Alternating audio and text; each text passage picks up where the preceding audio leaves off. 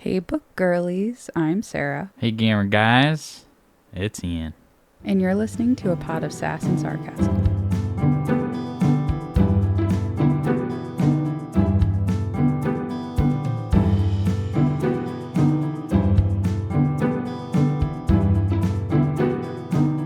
So in a whole, 12 hours? We're getting so bad at this.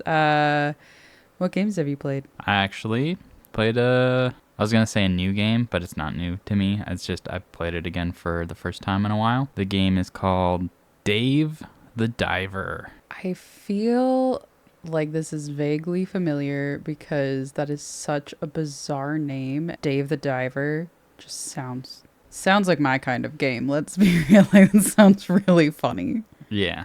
I mean, I like it a lot. It's a pretty fun little game. It's a low stress game. It didn't sound low stress because I heard some frantic button pushing and you going, oh my God, no.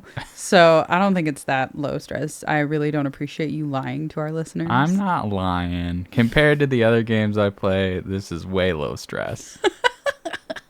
Okay, so tell us about the game. It's Dave the Diver is a game about Dave, and he is a diver. No way. You start out being on a vacation, then you meet a guy and he was like, hey, I need you to go diving for me. And you're like, but I'm on vacation right now. And he goes, ha ha ha, I don't care. What does Dave do if not being a diver all the time? That's all he does. He's a diver. So he's on vacation from diving. Where is he on vacation? There's some tropical place. I feel like that's the wrong place to go if you're a diver and you're trying to get away from diving, is go to the North Pole then. No. And then the guy was like, hey, I need you to go get these fish for me. Get a net or something. No. And he's like, by the way, I'm going to introduce you to my friend. He's a sushi chef. What? What drugs were the people on that made this game? This sounds wild. It is. It's pretty fun and crazy. And then he's like, you're going to catch all the fish and run the restaurant for this guy and me. This man walks up to somebody he doesn't know. I think you do know each other. It's been a while since I've played the beginning part of the game. But even so, you clearly don't know him that well because you, I guess, don't care that he's on vacation. Mm-hmm. And you're like, I'm going to make you do work while you're on vacation. Doesn't even offer to pay him. And then is like, actually, on top of it, you now have to do something that is way outside of your wheelhouse. You're a diver. Run a sushi restaurant. It's got, both of them have fish, so you must be able to do it. Yeah. You have to go out and catch the fish fresh every day for the sushi bar. And then you end up hiring people to run the sushi bar as well, because at the beginning it's just you and the sushi chef, and then you're also running like a media output, and then you discover mermaids and you fight the Kraken. What the fuck? And then eventually you start running your own like fish nursery. I can't. I no. This is ridiculous. This is wild. Then eventually you get to go night diving, which is exciting. Yeah. That actually does sound kind of fun, going night diving. The night diving is just, it's the same place as the day diving, but there's a lot more sharks. Well, shocking. The sharks are nocturnal. You're like, holy shit, there's so many sharks here now. That's really crazy. Yeah, where I picked it back up at, it's like, find the tablet to learn the sea mermaid language. The sea people language, I guess. But you don't really have to focus on too much. So I was just swimming around, just catching a bunch of fish. Wow, that sounds like your kind of game. Mm-hmm. Just farming. You're farming for fish. In the sea. I'm not farming, I'm hunting. It sounds like you're farming games. Yeah, I mean, pretty much. It's got all the stuff. You go out and explore, go back with the stuff that you explored and caught, and then you run a store. Excellent. Some of my favorite games. Of course they are. You ready to get into it? All right, let's pivot and get depressed now. Yeah, sorry to cut the happy part of this podcast short. Here's the thing. I don't think I'm ever going to read a very uplifting type of book. That's just not my style. Almost every book I pick, whether it's at random or not, there's going to be something depressing. So a quick recap. We are continuing The Nightingale by Kristin Hannah. It takes place in the 1940s in France. And it follows Vienne and Isabel, who are estranged sisters whose mother died when Vienne was around 14 and Isabel was 4. When the Germans invaded France, Isabel was sent to live with her sister in Caravo, where she rebelled against the German occupation in any way that she could, from cutting off her hair to stopping a German caravan to defacing a German propaganda poster. She was caught by a group of French resistance guys who call themselves like the Free French group, I guess. The name needs some work. And they invited her into the fold to distribute tracts that encouraged the French to resist the German occupation and rebel if they could, to stand with General de Gaulle, who had spoken on the radio against the passivity of a different leader of France who is named Marshal Pétain. I'm so bad at saying that guy's name. She agreed to help them despite the risk she posed on herself and her family while living with Captain Beck. She was convinced that she could talk her way out of anything and that no one would even suspect a pretty girl like her, so it was unlikely that she would even get caught, but if she did, again, she felt like she could get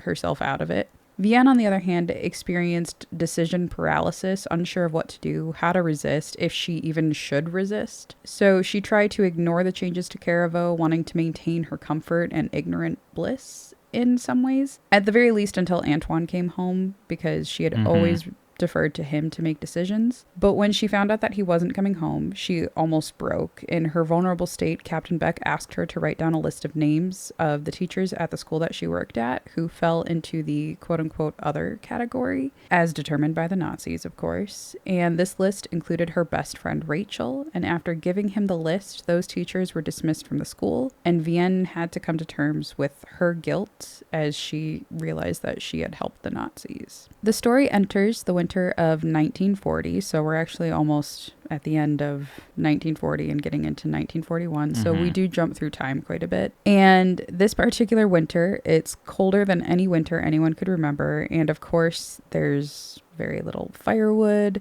even less food, and things are looking bleaker by the day. Even so, Isabel woke up every Friday morning well before dawn to deliver her terrorist papers, as the Nazis called them. Isabel had been distributing these tracts for months now, and truthfully, she couldn't see that they were having much of an impact on the people of Caravo. Many of the villagers still supported Pétain, and even more didn't care. A disturbing number of her neighbors looked upon the Germans and thought, so young, just boys, and just went on trudging through life with their heads down, just trying to stay out of danger. The Nazis had noticed the flyers, of course. Isabel knew that the Germans were looking for whoever printed and distributed the tracts, but they weren't looking too hard, especially not on these snowy days when the Blitz of London was all anyone could talk about. Perhaps the Germans knew that words on a piece of paper were not enough to turn the tide of a war. She ate a small bit of stale bread, wrapped her body in a layer of newsprint, and then put on Antoine's coat and her own mittens and boots. A woolen scarf she wrapped around her head and neck, and even so, when she stepped outside, the cold took her breath away. She closed the door behind her and trudged out into the snow, her toes throbbing with every step,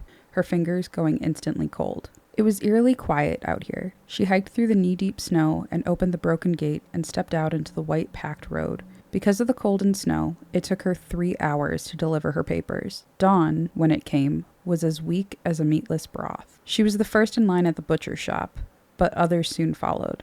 At 7 a.m., the butcher's wife rolled open the window and unlocked the door. So then after a long day of delivering her tracts and standing in line for the rations, Isabel began her walk home. And along the way, she passed a cafe filled with German soldiers and French policemen and saw a new ordinance being posted on an abandoned storefront window. This ordinance described the latest executions of disobedience and rebellious acts, and it added that any and all crimes committed against Germans by French people will result in death, basically. Notice, shot for spying.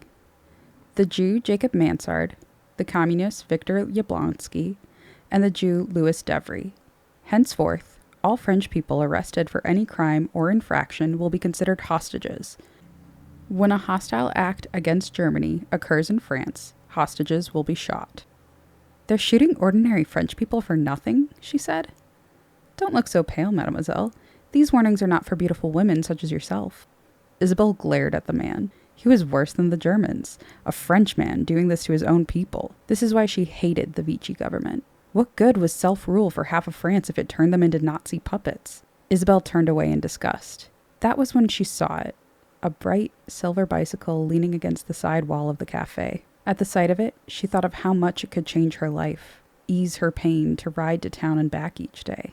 She's just gonna be a kleptomaniac now and just steal. I mean, desperate times.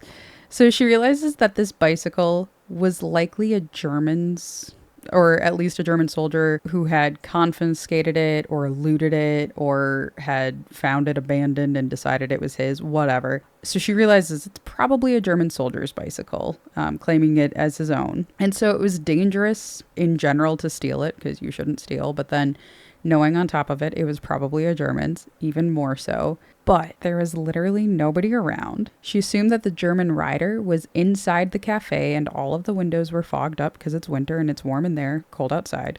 And there was no way that he was going to see her take it. And the women that were waiting in line at the queues nearby weren't looking at her. And even if they were, she was pretty confident they probably wouldn't snitch on her. And so she took the chance and confidently strode over to the bicycle, picked it up, and rode away on it. It's like, no, this is my bike now.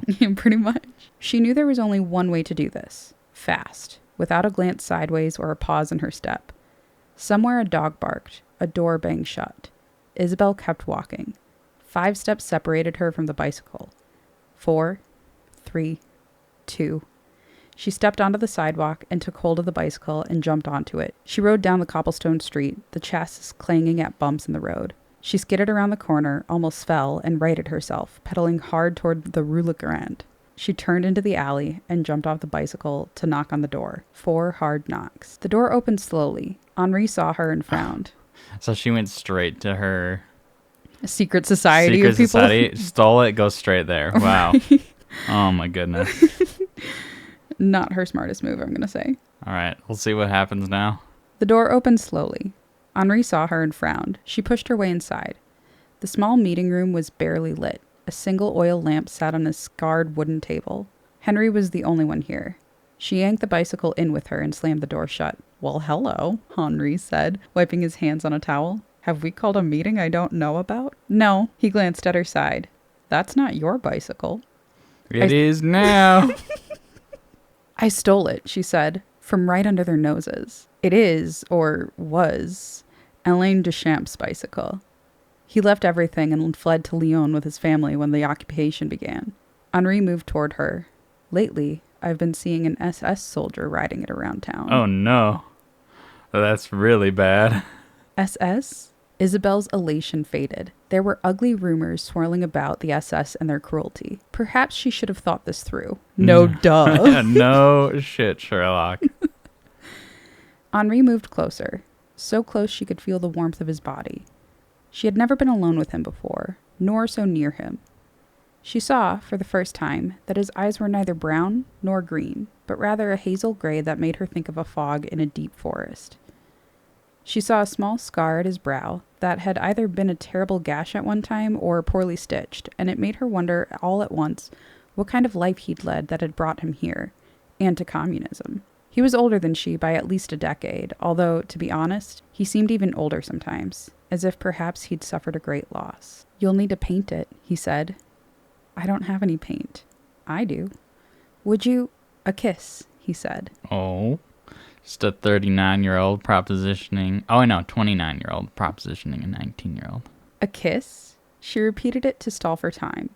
This was the sort of thing that she'd taken for granted before the war. Men desired her. They always had. She wanted that back. Wanted to flirt with Henri and be flirted with, and yet the very idea of it felt sad and a little lost, as if perhaps kisses didn't mean much anymore, and flirtation even less. One kiss, and I'll paint your bicycle. Tonight, and you can pick it up tomorrow. She stepped toward him and tilted her face up to his. They came together easily, even with all the coats and layers of newsprint and wool between them. He took her in his arms and kissed her. For a beautiful second, she was Isabel Rossignol again, the passionate girl whom men desired. When it ended, and he drew back, she felt deflated. Sad. She should say something, make a joke, or perhaps pretend that she felt more than she did. That's what she would have done before, when kisses had meant more, or maybe less. There's someone else, Henri said, studying her intently. No, there isn't. Henri touched her cheek gently. You're lying. Isabel thought about all that Henri had given her. He was the one who'd brought her into the Free French network. He was the one who believed in her, and yet, when he kissed her, she thought of Gaëtan. Oh, so he was right. He didn't want me, she said. It was the first time she'd told anyone the truth. The admission surprised her. If things were different, I'd make you forget him, and I'd let you try. She saw the way he smiled at that, saw the sorrow in it. Blue, he said, after a pause. It's the paint color I have. So Isabel apparently has a type, and that type is communist. Because Gaëtan was a criminal and a communist, and Henri also is doing technically criminal acts, but like crimes against, well, not crimes, but resistance against Germany. So I am curious if Gaëtan is going to come back, and just because like she's talking about how like when she kissed Gaëtan, she was like, oh my God, all the love stories finally make sense. And like, this is true love. And they like survived a lot together and were like trauma bonded. And like with Henri, while he is doing a lot to actually bring her to doing what she wanted to do, which is resist the war and resist the German occupation and all of that. And she's like, but Gaëtan. She's like, that was nice. I enjoyed that, but it was just a kiss. Yeah. Just a meaningless kiss. It was fun. And I'm wondering if Gaëtan doesn't come back into the story, if she will ever find love like she found with Gaëtan. It's your classic, this is a Titanic story. The person I met for like 2 days. Love of my life. I forget how much you absolutely despise Rose for that in that movie. Uh-huh. Oh, anyways. So Isabel does eventually get her bicycle, and apparently nobody questions it. I don't really know what happened after this scene with the kiss, because then the next chapter starts and we're months past that point at, you know, in the books. I'm like, oh, I guess nobody So she's minds. just been delivering her papers On her blue bicycle. on her little blue bicycle. So the next chapter again starts with another jump in time. So we're now in late April, almost May of 1941. Before we get into it, though, they're at step 2 now. Step 2 of the occupation. Last time we talked, that we were at step 1, which was singling out, eliminating from governmental positions. Step 2 is now action on those and killing people. Yeah. But it's like, oh, they broke the law. They broke our rules. And eventually it's going to be, Eventually we're going to kill them because... Step 3, they're like, they're not allowed here, period. And they're not allowed to live. Yeah. So it's now late April, almost May of 1941. Isabel's laying in a field near the house, almost forgetting her worries and the woes of the war. And then Vienne interrupts her relaxation session and delivers a letter to her that she says a man came by to deliver. And Vienne knows who the man is. I didn't actually write down who the man was, but it was either Henri himself, or it was another man in the fold who is also known in town to be a communist. It might have been like the butcher or something like that. I can't remember who it was. I don't think it was Henri himself or Henri himself, but I think it was somebody who was known in town to be a communist. So oh no, Vienne's like, what the fuck is this? So Vienne tells her that this letter was delivered by a man and was pretty clearly disapproving of the fact that Isabel was still seemingly seeing somebody in secret. And now that it was delivered by that known communist in town, she's like, what the hell are you getting yourself into, Isabel? So Vienne thinks that this is irresponsible and childish, and that, again, Isabel isn't taking their situation or the war in general very seriously. And Isabel is mildly hurt by the fact that Vienne thinks that that's what's been occupying all of her time. Like, she thinks that Vienne just sees her as this dumb blonde stereotype, too beautiful to have any meaningful thoughts going on inside her head, that everything's just la-da-da, I'm gonna go kiss a boy. And Isabel's like, that's great because you're off my trail, like you have no idea what I'm actually doing, but that's also a really hurtful like perspective to have on me. Well, at least she's been helping around the house. Yeah, that's true. So again, it's safer for everyone that everybody thinks that Isabel's a passionate, romantic, foolish girl. Because if the people who are closest to her don't suspect that she's collaborating with the Free French Resistance, then the Germans are probably not on her trail yet. But the letter is from Henri, and it says in code that he's calling an emergency meeting, and the code is the curtains are open. And Isabel's like, excellent, and she throws the letter into the fire, and Vienne's like, what the fuck? And she makes her way out of the house to the secret meeting place in that abandoned shop. In town, she coasted past the abandoned hat shop and veered into the cobblestone alley and came to a stop. She leaned her bicycle against the rough limestone wall beside her and rapped 4 times. It didn't occur to her until the final knock that it might be a trap. The idea of when it came made her draw in a sharp breath and glance left and right, but it was too late now.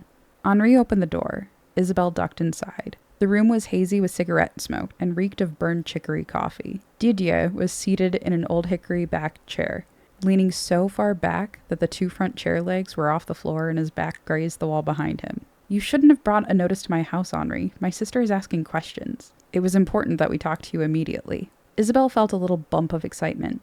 Would they finally ask her to do something more than dropping papers in a letterbox? I'm here. Henri lit up a cigarette. She could feel him watching her as he exhaled the gray smoke and put down his match. Have you heard of a prefect in Chartres who was arrested and tortured for being a communist? No, Isabel frowned. He cut his own throat with a piece of glass rather than name anyone or confess. He is putting a group together of people like us who want to heed de Gaulle's call. He, the one who cut his own throat, is trying to get to London to speak to de Gaulle himself. He seeks to organize a free French movement. He didn't die? Isabel asked, or cut his vocal cords? No, Didier said. They're calling it a miracle. Henri studied Isabel. I have a letter that needs to be delivered to our contact in Paris. Unfortunately, I am being watched closely these days, as is Didier. Oh, Isabel said. I thought of you, Didier said. Henri reached into his pocket and withdrew a crumpled envelope. Will you deliver this to our man in Paris? He's expecting it a week from today. But I don't have an Ausweis. Oui, Henri said. And if you were caught... He let that threat dangle. Certainly no one would think bad of you if you declined. This is dangerous. Dangerous was an understatement. There were signs posted throughout Caravo about the executions that were taking place all over the occupied zone. The Nazis were killing French citizens for the smallest of infractions. Aiding this free French movement could get her imprisoned at the very least. Still, she believed in a free France the way her sister believed in God. So you want me to get a pass, go to Paris, deliver a letter, and come home? It didn't sound so perilous when put that way. No, Henri said.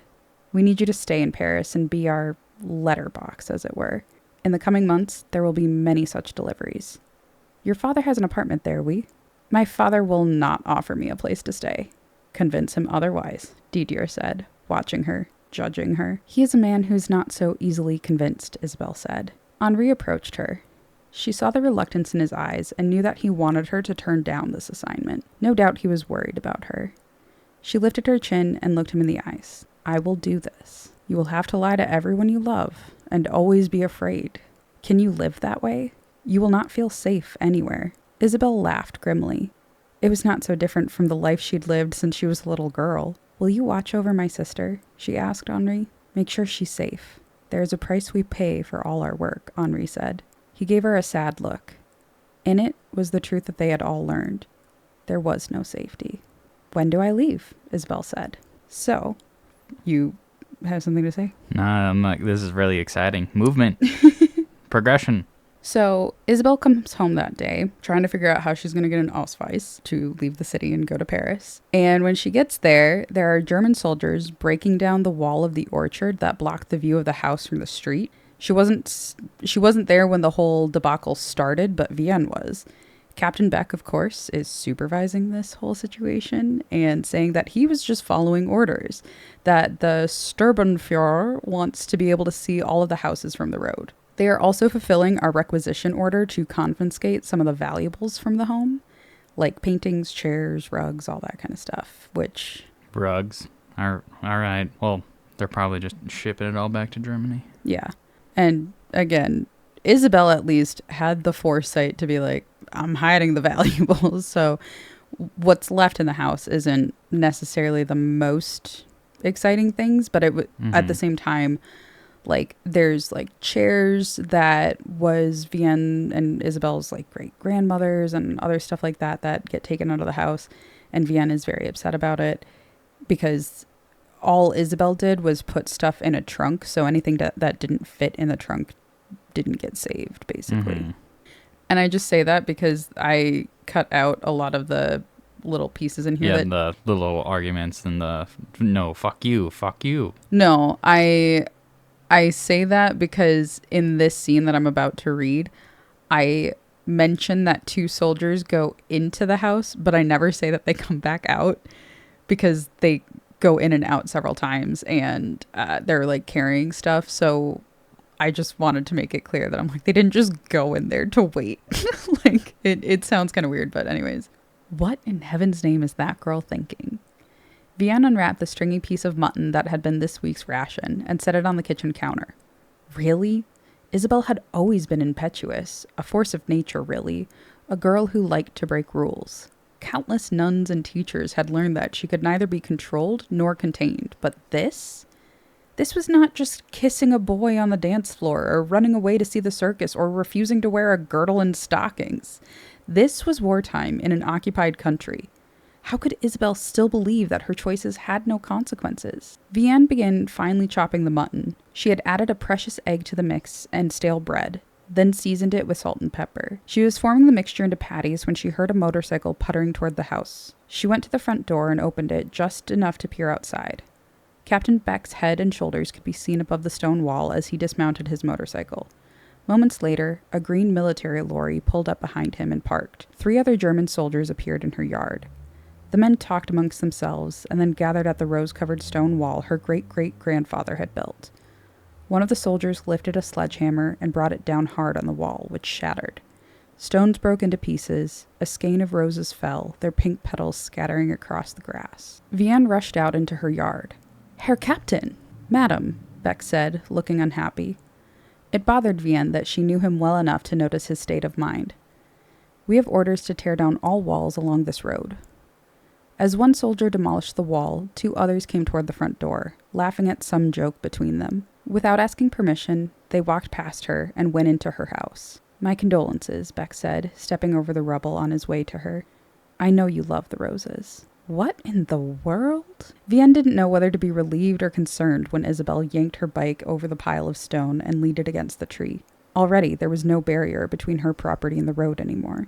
Isabel looked beautiful, even with her face pink from the exertion of riding her bicycle and shiny with perspiration. The soldiers stopped to stare at her. Beck removed his military cap. "You've torn down our wall?" Isabel said. "The Sturmbannführer wants to be able to see all houses from the road.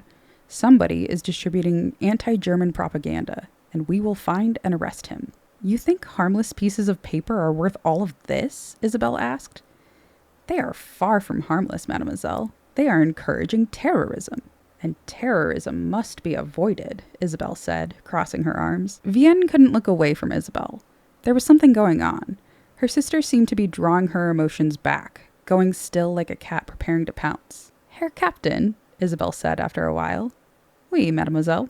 My papa is ill." "He is?" Vianne said. "Why don't I know about this? What's wrong with him?" Isabel ignored Vianne. "He has asked that I come to Paris to nurse him, but..." "He wants you to nurse him?" Vianne said, incredulous. Beck said, "You need a travel pass to leave, mademoiselle. You know this." "I know this." Isabel seemed barely to breathe. "I thought perhaps you would procure one for me. You are a family man. Certainly you understand how important it is to answer a father's call." Strangely, as Isabel spoke, the captain turned slightly to look at Vianne, as if she were the one who mattered. "I could get you a pass, oui," the captain said. "For a family emergency such as this." "I'm grateful," Isabel said. Vianne was stunned. Did Beck not see how her sister was manipulating him? And why had he looked at Vianne when making his decision? It's just interesting. Yeah. He's like, maybe I'll let you go. You've been annoying this whole time. Yes. So as soon as Vianne and Isabel get inside, while the soldiers begin loading the lorry with all of their loot from their house, Vianne is on Isabel's case, asking about, first of all, what's wrong with Papa, and what the hell all of that was back there. Why wasn't she as dramatic and resistant as she usually was? Why was she leaving town? Like, really leaving town?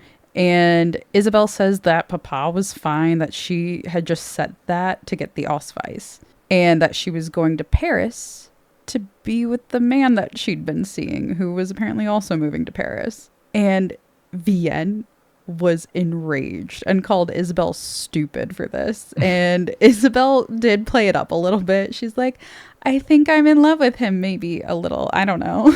I'm like, Oh my God, Isabel. Isabel's like, I can play this character.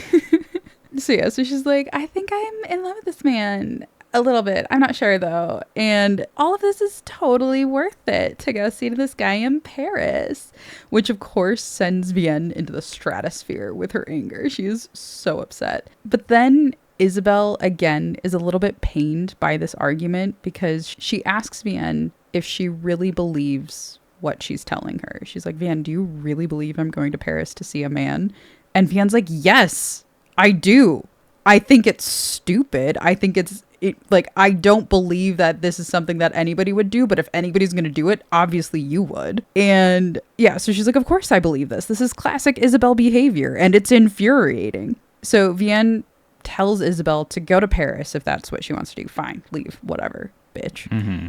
But don't for 1 minute forget that you're abandoning your niece and me. Vienne crossed her arms and glanced back at the man in her yard who was supervising the looting of her house. With him.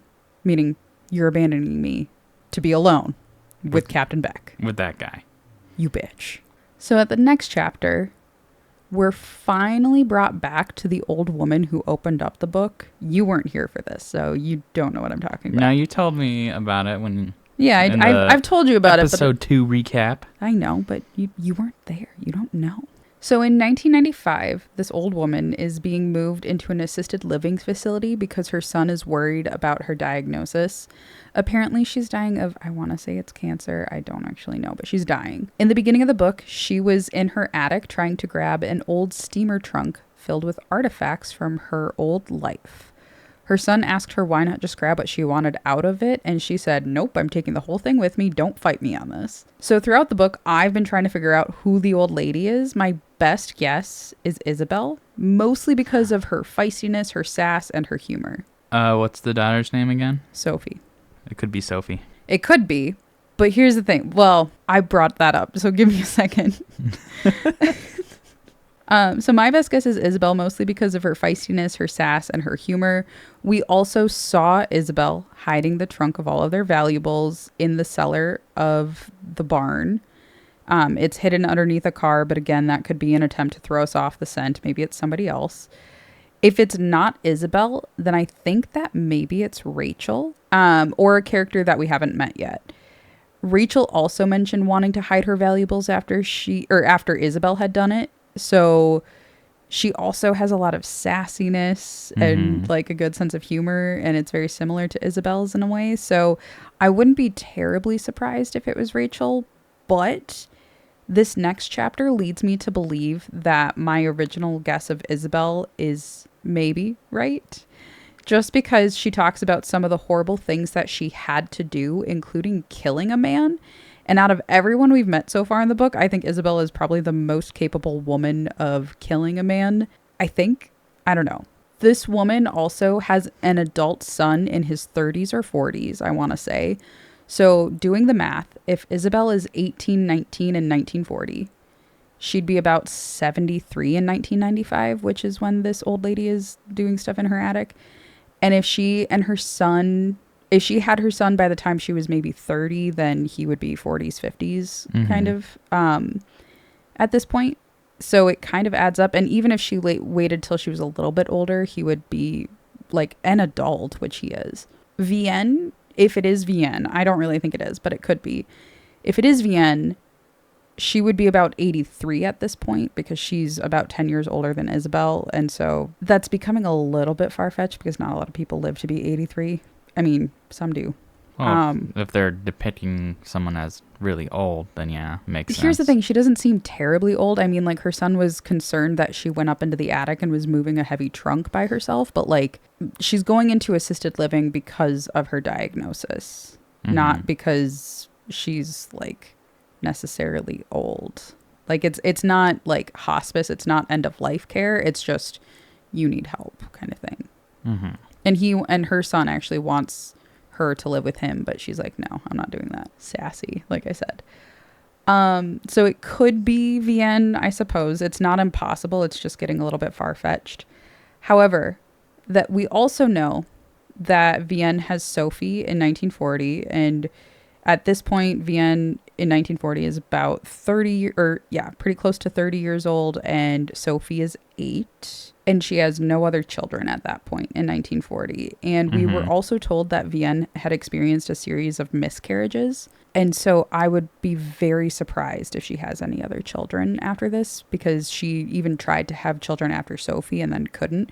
When there was that whole scene about her going to talk to Rachel and she was holding Rachel's son, she was like, Rachel thought at first that Vienne's quietness was because she was holding a baby, and she's like, is this hard for you today? And Vienne's like, no, this is absolutely not about me right now.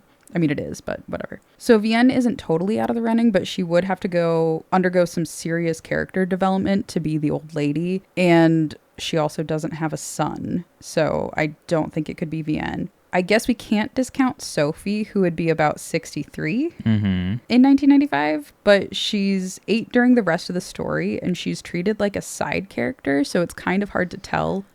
Which is why I think it'd be the perfect character to tell someone else's story. I suppose. Because they're like around. Right. Not fully aware, but they know the story.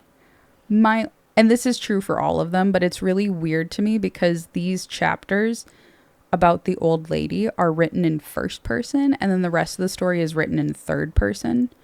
So I'm actually curious if it's not Sophie. Yeah, because Sophie doesn't have any chapters. She doesn't have any chapters, but she is referenced, and she is also referenced in third person. So I'm wondering if it's somebody we haven't met yet. So she's a possibility. I'm not totally discounting her, but just because like we haven't seen her getting to be sassy and funny the way that this old lady is, I'm like, I don't know. And then there's Rachel, who does have an infant son in 1940, which would make her son about 50 in 1995, 55, something like that. And Rachel's about Vienne's age, so it's not impossible for her to still be alive. Rachel is also witty as hell, rebellious in her own way, and I think could maybe kill a man if she had to. Honestly, my top 2 choices are Isabel or Rachel, but anyways. In this chapter, the old woman is being driven to the care facility by her son, and when they arrive, she finds that he has taken the time to decorate her room for her with all of her things, and he also hands her a letter from Paris, which is an invitation to a reunion for those who helped people in World War II.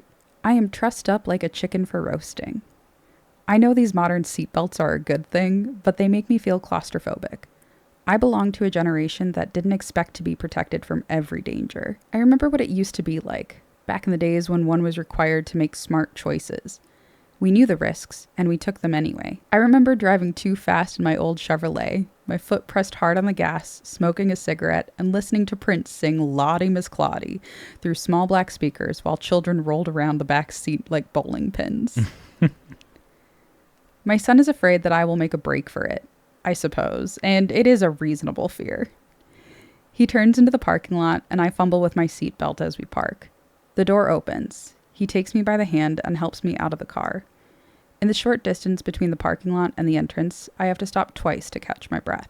My son tightens his hold on my hand. It is a reminder that he understands the pain of leaving a home that has been my sanctuary for nearly 50 years. But now it is time to look ahead, not behind. Julian opens the door for me and I go inside. The first thing I see is a large reception area decorated to look like the hospitality desk of a seaside hotel, complete with a fishing net full of shells hung on the wall. I imagine at Christmas they hang ornaments from the netting and stockings from the edge of the desk. Somehow I keep going. If there's one thing I never do, it's stop. Here we are, he says, opening the door to room 317A. It's nice, honestly. A small one-bedroom apartment. I see my things. An Afghan I knitted thrown over the sofa's back, my books in the bookcase.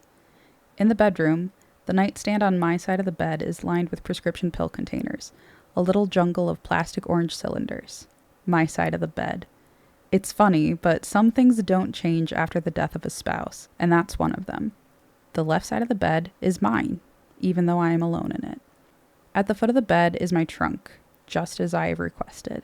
He leads me into the small living room and gets me settled on the couch. While I wait, he pours us some wine and then sits beside me. I've paid this month's bills, he says to me. These are things I don't know what to do with. Junk mostly, I think. I take the stack of letters from him and shuffle through them. A personalized letter from the Special Olympics Committee, a free estimate awning offer, a notice from my dentist that it's been 6 months since my last appointment, and a letter from Paris. There are red markings on it, as if the post office has shuffled it around from place to place or delivered it incorrectly. Mom, Julian says. He is so observant. He misses nothing. What is that? When he reaches for the envelope, I mean to hold on to it, to keep it from him. But my fingers don't obey my will. He opens the envelope, extracts an écru card. An invitation. It's in French, he says. Something about World War II? Is it for Dad? Of course.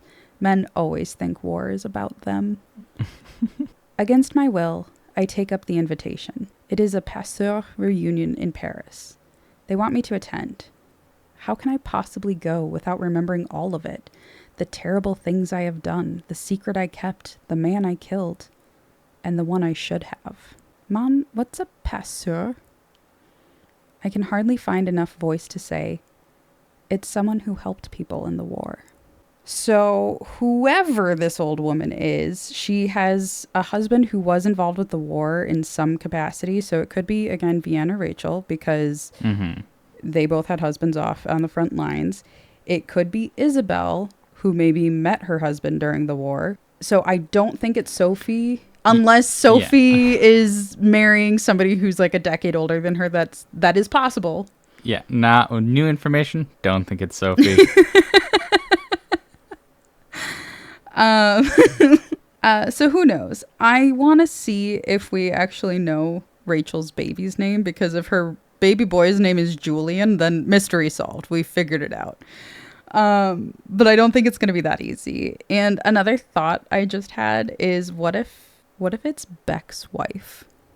And hear me out for it. One, when we meet Beck, she's expecting a baby, and he's like, we're going to call him Wilhelm. But of course, that decision is hers at the end of the day, and I'm not going to be there and stuff like that. So what if instead of naming him Wilhelm, she names him Julian? The other thing... I like that idea. Because we don't meet her. We haven't met her. And so she could still be, like, recalling things, technically, about what's going on with Isabel and Vienne, but from, like, the outsider's perspective about what's going on. She could be somebody who resisted the German efforts and helped either prisoners of war or people in the concentration camps or somebody, or like, and I was talking about how maybe Beck is more resistant to what's going on than we think or are giving him credit to. Yeah. And if he's not, maybe she was. Yeah, but I would expect them to both be in Paris later. So we'll see what these future chapters hold, because I wonder if he goes to Paris with her. Maybe. By the way, this old woman she's in Oregon, I want to say, like in the United States. Yeah, I could tell it was U.S. Chevy isn't a foreign brand. They don't have Chevys in other countries? It'd be rare. No, whatever. She listens to Prince too, so. Yeah. Yeah, I actually kind of like that idea. I don't, like, reasonably... Isabel still seems like the strongest option. Yeah, right now it still feels like Isabel. Yeah.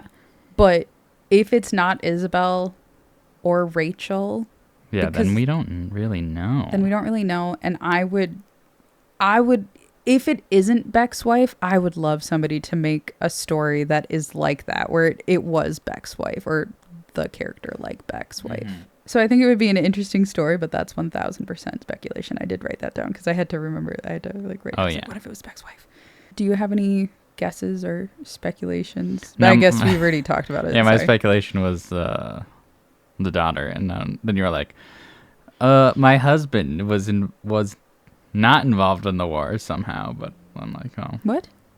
Because the old lady, the husband could be some random person she met when she moved to America as well. So, well, no, her husband was involved in the war because her son assumes that this is for him. Yeah. And so could have been an American soldier or something, I suppose. But involved I in the have war. A prediction. You do? She gets involved in stuff. I think this is Isabel, assuming it's Isabel. Mm-hmm. She gets involved in stuff in Paris, Mm-hmm. meets an American trooper. Mm-hmm. Then after the war ends, they move to the U.S. Mm-hmm. And then she's getting recognized for everything she did in Paris while she was there. Yeah. And he didn't. Well, they wouldn't send him a letter because he's dead. But I'm sure. But if it's the Paris government recognizing someone, it would make sense. It would be her because she was a Paris citizen. Right. A Paris, Parisian. a Paris citizen. A French citizen.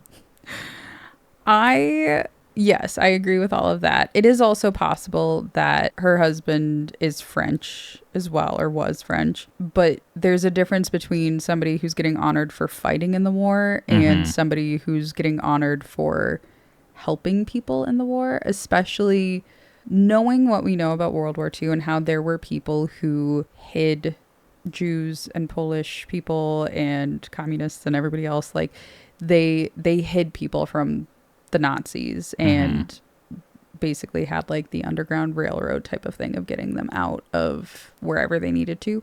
So I'm thinking it's something like that of like she does something to help people, but I'm also very curious about what man gets killed and what man she should have killed. Like who, I'm wondering if it's Beck. I'm wondering if she's like, because remember like when he first moved in, she's like, I could slit his throat. And like, I could kill him right now. Like what if she did? Oh, interesting. So that's about where I'm at. I have started the next chapters, but it's about Isabel going to Paris and I'm not terribly far into that. So I felt like this was a better ending spot. Yeah, I think this is a good spot. So not quite as heavy as last time. Last episode was not even subtle reminder of how horrible the war could be and how hard it was on every individual person and having to make people really think about who they are themselves and who they support and all that kind of stuff. So last episode was really hard. So this was some much needed levity and not like it was that light not like either. It was that light. Yeah. I mean, there were some fun moments that we could poke fun at Isabel being like the dumb blonde a little bit, but even that is kind of sad. But she's kind of playing it up a little bit. But also even just like she's kissing On-Ree and being like, "Oh, I would have let you try." Yeah, that was such a cute scene between the two of them. I really liked it. I'd love to make you forget. If it was a different time. If it was a different time, I would have let you. I love that scene. That scene was pretty fun. Yeah, it was a fun scene. And then when Isabel comes back on her bike and whatever, like, and then I love that Vienne almost ruined this for Isabel by being like, Papa's ill? What the fuck? And then Isabel's like, shut the fuck up. Just ignores her. Yeah, like just ignores her. And then she's like, and he wants me to nurse him. What the fuck? Shut the fuck up, Vienne. I am trying to get out of here. And then she goes inside and she's like, what's going on with Papa? Papa is fine. Shut the fuck up, Vienne. I've got to leave. Why? I'm going to see a man in Paris. Of course you'd go to see a man in Paris. And then she goes, do you really think I'm going to see a man in Paris? Of course I think you're going to see a man in Paris. And then she doesn't correct her after that. She's like, okay. All right. I do hope that both Vienne and Isabel survive this war. Mm-hmm. And I hope that Vienne eventually recognizes everything that Isabel has done, because I feel like it is really shitty. And maybe that's also part of why I believe that this old woman is Isabel, because I wonder if she ever got recognition for all that she did.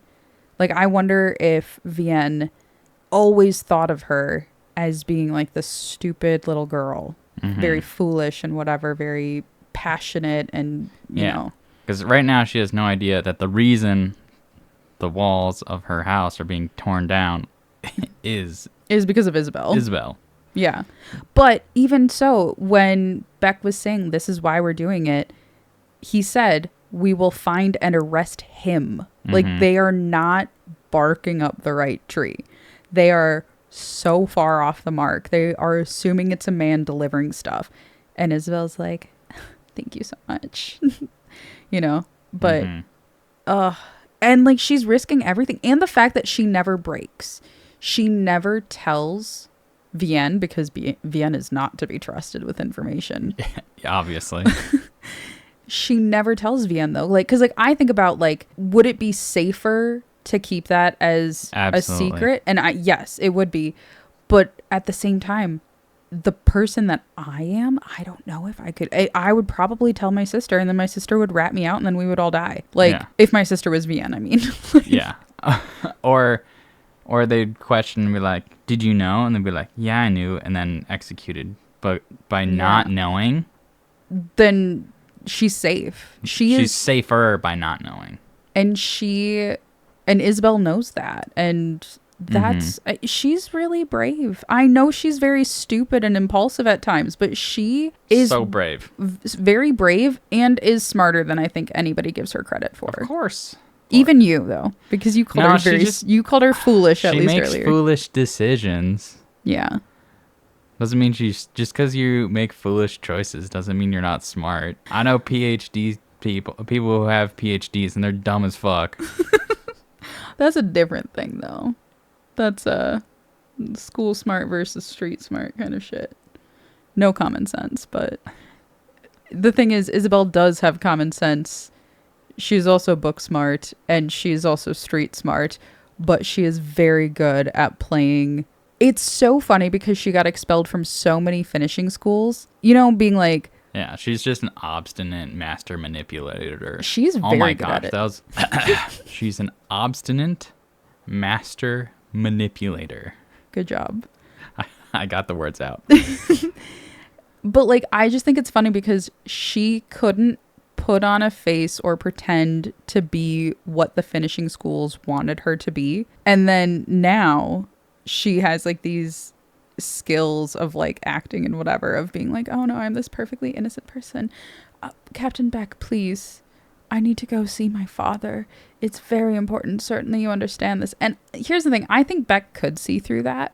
Yeah, probably. But I don't think he saw through it to the point of knowing why she wanted to go to Germany. I think he was like... Paris. Yes, thank you. Why she wanted to go to Paris. But I think he was like, this provides a better opportunity for me to have Isabel out of the house in some way, because he knows he has control over Vienne, and he knows that he will probably never get that same kind of control over Isabel. So having Isabel out of the house is probably a good thing for him. So he probably saw through it, but at the same time is like being strategic about it. I don't know. Yeah. So that's about where I'm at. What did we learn? I learned if you're going to steal a bike, you better paint it. Okay. Kleptomania 101. If you're going to keep it, if you're going to resell it, just get rid of it right away. Yeah. Don't steal a bike from an SS soldier, though. That's scary. Yeah. I'm so surprised that went smoothly. And then she just keeps using it for like a year. Yeah. Well, not a year yet. It's like a few months. But even so, I'm like, oh my God, Isabel, you're so lucky. She's like... She is very lucky, I will say, because like you said, she does make a lot of foolish choices that if people weren't so willing to turn a blind eye to a pretty girl... she would be dead. Master manipulator. She knows she's pretty too. Yeah, she does. They say it all the time. Yeah, she knows she's pretty. What did I learn? I learned that when I'm feeling sad, I want to take whatever drugs the people who made Dave the Diver game were taking when they came up with it, because they sounded like they were having a blast. Oh yeah, the characters in that game are hilarious. Oh man, jeez. Well, where can people find us? They can find us on Instagram. At A Pot of Sass. They can send us an email. Why are we whispering into our microphones? Because we can. That's true. You can email us. Maybe don't do that. Yeah, because my mouth is still dry. I've got dry mouth. It's a problem. You can even... Don't yell. You can send us an email. At a pot of sass at gmail.com. A pot of sass at gmail.com for those of you who didn't get it. You can check out our Patreon. Patreon.com/a pot of sass and sarcasm. We've got a lot of fun goodies for you. I promise it's a lot of fun. And then also, find us wherever you find podcasts. Rate us, review us, tell your friends about us, tell your family about us. Maybe, I don't know. We are maybe an acquired taste, but I think we're hilarious. So I feel like, you know... have a good time. And if anybody wants to recommend books to add to the list or games that Ian should play, Yeah, books or games. that'd be great. So send us a message somewhere, somehow. Rate us, review us, tell everybody about us. We're fun sometimes. Hope you enjoyed listening. We definitely hope that you keep listening. Keep it sassy. You too. Later. Later.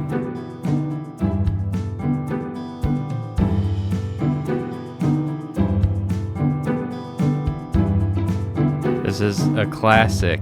I found that I say this is a classic again. You say that a lot. Type.